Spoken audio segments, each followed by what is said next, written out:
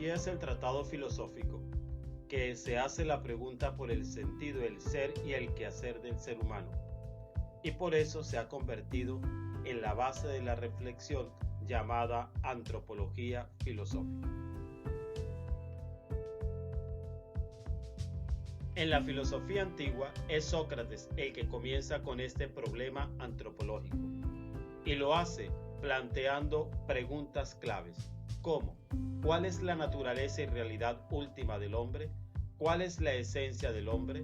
A estas dos preguntas Sócrates contesta de manera categórica: el hombre es su alma, pero el alma que plantea Sócrates tiene dos elementos claves. Es virtuosa por un lado y es racional por el otro. Por eso, esta alma va a permitir que el hombre sea diferente a cualquier otro ser que exista en el mundo. Asimismo, el alma que plantea Sócrates es un yo consciente y es consciente de dos elementos: de tener una personalidad intelectual y de tener moralidad. Esto hace entonces que Sócrates defina al ser humano asumiendo que el alma es la parte que lo diferencia de otro ser y lo hace desde esta dimensión.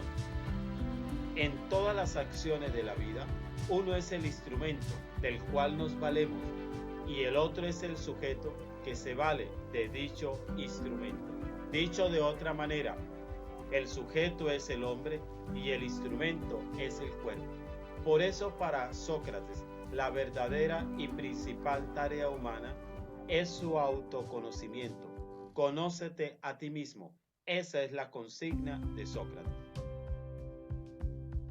Prosiguiendo en este caminar filosófico, para entender lo que es el hombre, aparece Platón. Y Platón sostiene que el hombre es un compuesto de cuerpo y alma. Es una filosofía dualista. Y en ella sostiene que cuerpo y alma son sustancias absolutamente diferentes. Y por ser diferentes, la unión es aparente. La unión del cuerpo y del alma se da de manera accidental. Platón sostiene que el cuerpo es para el alma racional la cárcel y por lo tanto el hombre se debe liberar de esta cárcel, y la manera de liberarse de esta cárcel es con el conocimiento. En la medida que el alma racional se apodera del conocimiento, en esa medida el hombre se va a liberar de su cárcel, que es el cuerpo. Si, por el contrario, el alma racional se deja manejar del cuerpo, de las almas inferiores, entonces, al morir el cuerpo, el alma entrará en un proceso de transmigración, es decir, el alma tendrá que reencarnar nuevamente hasta que llegue a un proceso de purificación total con el conocimiento y vuelva al mundo de las ideas, donde está el demiurgo, el Dios creador. Por otra parte, Aristóteles plantea que su maestro Platón está equivocado en su planteamiento antropológico. Y para superar este dualismo de Platón, Aristóteles plantea la teoría hilemórfica y sostiene que el hombre está compuesto de dos partes importantes: materia y forma, es decir, la materia es el cuerpo y la forma es el alma. Aparentemente se da este dualismo, pero Aristóteles sostiene que el alma y el cuerpo, es decir, la materia y la forma, se necesitan mutuamente, no pueden coexistir de manera separada. Aunque el alma es superior al cuerpo, el alma es inmortal, necesita para manifestarse de este cuerpo, de esta materia.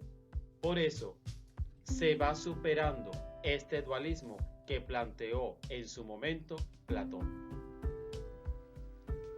Sostiene además Aristóteles que el hombre posee tres almas: un alma vegetativa, que es el principio más elemental de la vida de cualquier hombre, de cualquier ser humano, que rige todas las actividades biológicas; una segunda alma, que es el alma sensitiva, son las sensaciones, son los apetitos y los movimientos; y una tercera alma, que es el alma intelectiva, que será la encargada de realizar todos los actos racionales. Esta alma intelectiva es eterna, es inmortal.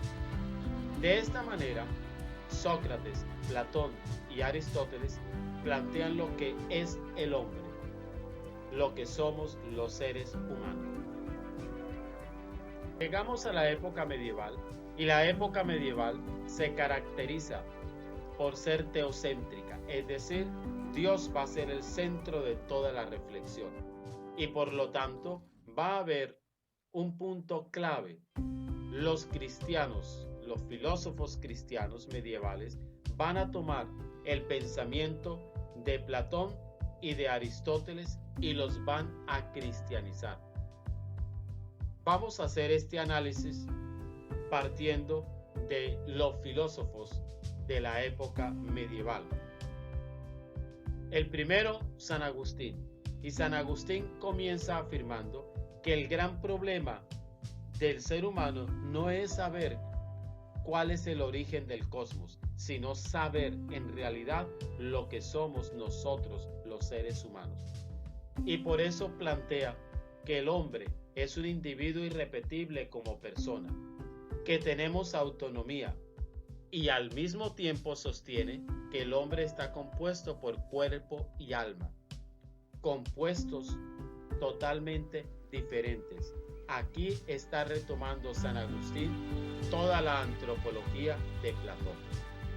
Y también va a tener una mirada negativa del cuerpo, así como Platón sostenía que el cuerpo es la cárcel del alma. Para San Agustín, el cuerpo va a ser el origen del pecado. Por lo tanto, el alma es superior al cuerpo porque es imagen de Dios. Y Dios ha puesto en nosotros el conocimiento, y en ese conocimiento la capacidad de recordar lo que es Dios. Y en ese recordar lo que es Dios, el hombre va a tener presente que Él es imagen y semejanza de Dios, que Dios es su creador, que Él viene de ese Dios hacedor del hombre. Por otro lado, Santo Tomás sostiene que el hombre es un ser absolutamente racional. Retoma entonces la antropología aristotélica, pero le va a imprimir un carácter propio y original. El ser humano conoce el fin hacia el cual tienden todas las cosas por naturaleza. Es decir, gracias a la capacidad racional que tenemos los seres humanos, vamos a comprender dos cosas. Uno, sabemos que Dios nos ha creado. Y dos, sabemos cuál es el fin del hombre.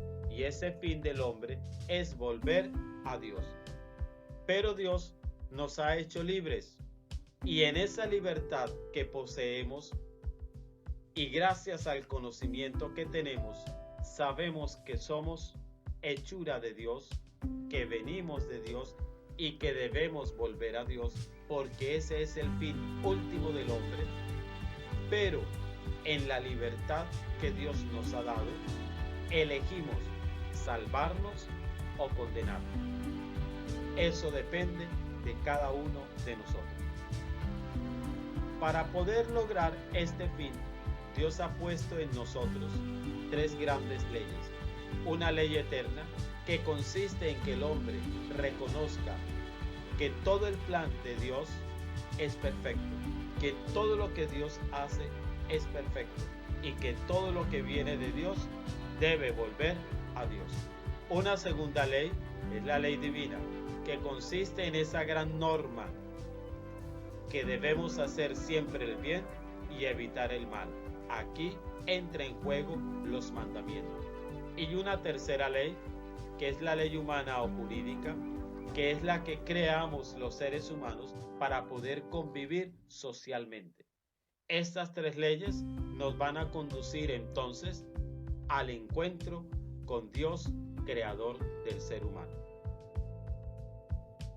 San Buenaventura, por su parte, plantea que el ser humano es imagen de Dios en primera instancia y que Él ha puesto en nosotros tres facultades espirituales importantes: la memoria, la inteligencia y la voluntad. Y sostiene que el hombre está compuesto por cuerpo y alma, pero el alma será siempre superior al cuerpo. El alma goza, como dice San Buenaventura, de independencia del cuerpo, que puede coexistir por sí misma, que no necesita totalmente al cuerpo. Y sostiene que se tienen que complementar alma y cuerpo. El alma necesita del cuerpo como el cuerpo necesita del alma. Al hacer el análisis San Buenaventura del universo, sostiene que todo el cosmos es perfecto, y es perfecto porque es hecho por Dios. Y cuando hace ese análisis respecto al ser humano, lo compara con el universo y afirma que el hombre es un microcosmos, es decir, que en el hombre están todas las perfecciones hechas de Dios, y por lo tanto el hombre va a ser la criatura perfecta salida de las manos de Dios. Las actividades claves de todo hombre son las de carácter espiritual, porque se va a complementar con Dios. Hombre y Dios estarán unidos desde esa dimensión espiritual. Dus Scoto, por su parte, sostiene que el ser humano es ante todo imagen de Dios, pero le va a dar una apreciación absolutamente fantástica y sostiene que Dios crea al hombre de manera individual, de manera particular. Esto implica que Dios no hace seres humanos en serie, es decir, cada ser humano es único e irrepetible. Desde esta dimensión de ser únicos e irrepetibles, entonces la realización humana es muy personal. Cada hombre debe construir su propio proyecto de vida. Y en esa construcción del proyecto de vida, tenemos que decir que cada ser humano es único y particular. Que no podemos sostener la dimensión de ser humano como hombres de manera general, sino de manera individual. Por su parte, el maestro Echard sostiene que el ser humano es ante todo creación divina y que este ser humano está buscando el sentido de la vida y el sentido de su propia existencia, de la existencia del hombre, se la va a dar esa relación que él tiene con Dios, su creador. El retorno del hombre a Dios es la única vía para poder reencontrar sentido a la existencia humana.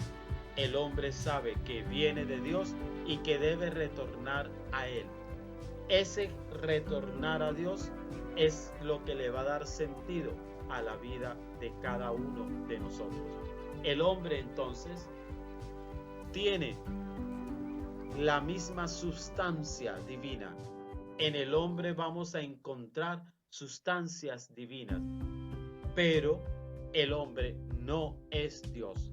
Aunque tenga esencia divina, sustancias divinas, es creación de Dios. Dios seguirá siendo su hacedor y el hombre la criatura salida de Dios. Por lo tanto, en esa realización humana, el hombre debe estrecharse con Dios. Al encontrarse el hombre con Dios y mantener esa unidad total del Creador con su criatura, el hombre entonces será pleno, será feliz y encontrará la realización total. Desde esta perspectiva, entonces, el hombre es creación de Dios y su auténtica felicidad será estar con su Creador en la eternidad.